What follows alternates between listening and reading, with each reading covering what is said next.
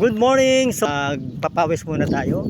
Pero bago yan, bigay muna tayo ng financial teaching.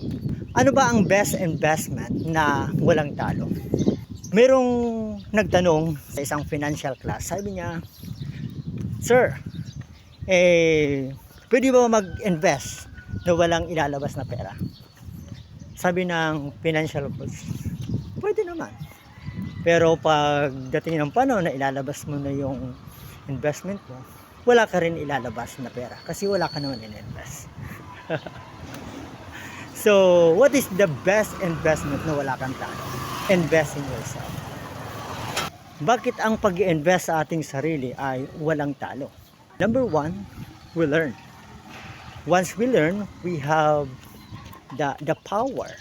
Sabi nga, lamang ang mayroong alam. Ikalawa, you become expert. Okay? And when you become an expert sa isang bagay, number three, you win. Mananalo ka. And if you want to become champion on your finances, turo mo yung alam mo. Then you build a team and you become champion. Sabi nga, before you invest your money, invest first in yourself.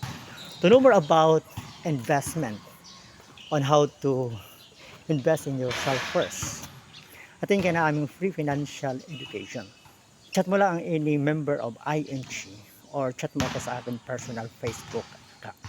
Live God, Design Life.